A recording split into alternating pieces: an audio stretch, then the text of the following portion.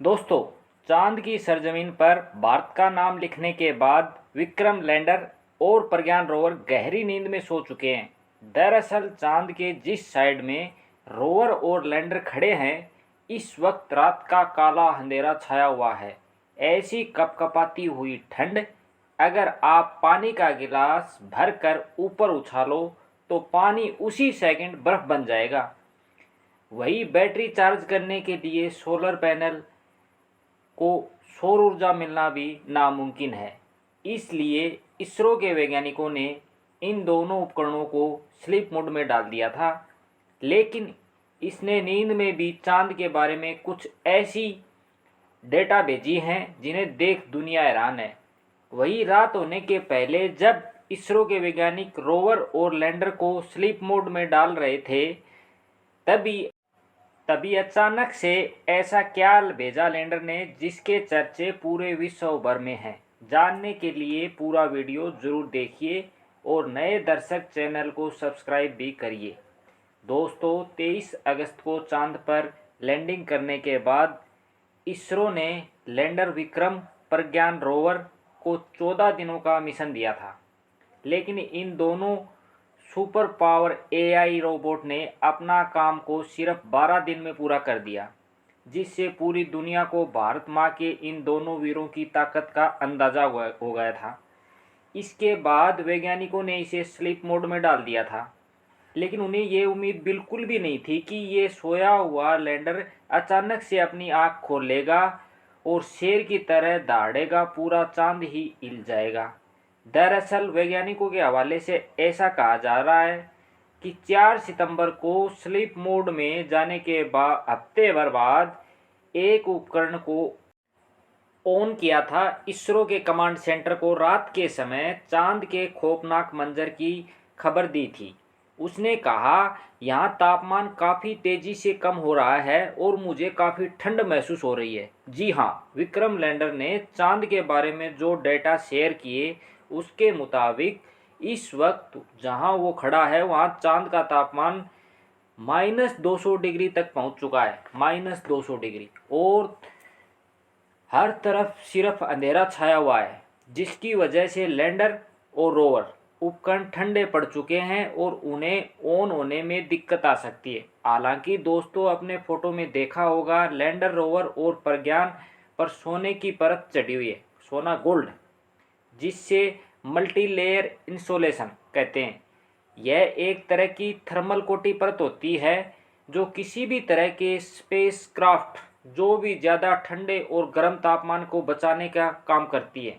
वही वैज्ञानिकों का कहना है, इन पर सूर्य की रोशनी पड़ेगी तो इसके ऊपर थोड़ी बहुत जमी हुई बर्फ़ पिघल कर उतर जाएगी, जिससे उपकरण फिर से शुरू हो जाएंगे। यही वजह है कि भले ही 21 सितंबर को चांद पर सूरज की पहली किरण का आगाज होगा, लेकिन वैज्ञानिक लैंडर और रोवर को 22 सितंबर को ही ऑन करेंगे। 22 सितंबर को ऑन करने के बाद विक्रम लैंडर से 2 दिन पहले सो चुके प्रज्ञान रोवर ने भी इसरो को चांद के बारे में कुछ ऐसा डेटा भेजा था जिससे कि चांद को हमारे देखने का नज़रिया ही बदल दिया। चांद की सतह पर सफ़र करते हुए रोवर ने कई प्रकार के खनिज की खोज कर डाली। ऑक्सीजन की खोज भी चांद पर कर ली। आपके दिमाग में यह आ रहा होगा, यदि चांद पर बिल्कुल पतला वातावरण है और लेयर भी बिल्कुल पतली है, तो ये ऑक्सीजन कहाँ से आई? आपको बता दें, वातावरण में ऑक्सीजन के रूप में नहीं, चांद के पत्थर और मिट्टी के दूसरे खनिजों के आइटम के साथ जुड़ा हुआ है। यानी जब चांद पर इंसानी बस्ती बसाई जाएगी और हम इस ऑक्सीजन को ज़मीन से निकालकर सांस लेने, और उपकरण भी इस साल खोज निकाला जो 50 साल पहले आई। चांद से जो मिट्टी ले गए थे 50 साल पहले अमेरिका, नासा ने उससे एक ऐसा उपकरण बना दिया जो साथियों आप सोच भी नहीं सकते, जिससे ऑक्सीजन बना सकते हैं। वैज्ञानिकों की एक रिपोर्ट के मुताबिक चंद्रमा की सतह की टॉप लेयर में इतने आइटम मौजूद हैं कि 8 बिलियन लोगों की 1 लाख साल तक ऑक्सीजन की पूर्ति की जा सकती है। वही प्रज्ञान ने यह भी बताया कि चांद की सतह पर बर्फ के तौर पर इतना पानी मौजूद है जो लाखों साल तक पूर्ति कर सकता है। यदि दोस्तों पानी और ऑक्सीजन के साथ इस प्रकार चांद पर हम घर बना लेते हैं जिनकी दीवारें चांद के बदलते तापमान को झेलने के बाद इंसान को मकान के अंदर रहने लायक तापमान बनाए रखे, तो चांद पर रहना संभव हो सकता है। इस बारे में फिर कभी डिटेल से बात करेंगे। फिलहाल विक्रम लैंडर के और करिश्मे को देखते हैं जो उसने सोने से पहले किया। रोवर को स्लीप मोड में डालने के बाद इसरो के वैज्ञानिक लैंडर को स्लीप मोड में डाल रहे थे, तभी अचानक से किसी हेलीकॉप्टर की तरह चांद पर सीधी उड़ान भरी और चांद के पतले वातावरण को चीरते हुए हवा में घूमने लगा। फिर एक बार सतह पर अपने पैर रखकर सावधान होकर खड़ा हो गया। दरअसल जब इसरो की टीम विक्रम लैंडर को स्लीप मोड में डाल रही थी, तब उन्होंने देखा कि लैंडर में काफ़ी फ्यूल बचा हुआ है और बैटरी भी फुल चार्ज है। तो उन्होंने एक नया प्रोग्राम करने की सोची। इसके लिए उन्होंने ट्रस्ट आवर चैनल ऑन किया गया और धीरे धीरे उसने अपने पैर जमीन से उठाना शुरू किया गया।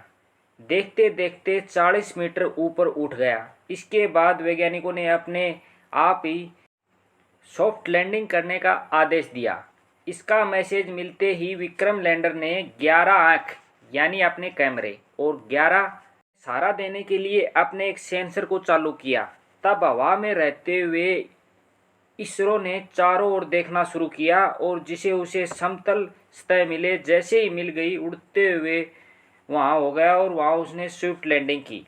लैंडिंग की इस उपलब्धि से वैज्ञानिक काफ़ी खुश हैं, जिससे भविष्य में होने वाले चंद्रयान 4 को चांद पर सैंपल सेलेक्ट करने के लिए भेजना है और वापस धरती पर आना होगा, जिससे लैंडर ने यह रास्ता खोल दिया।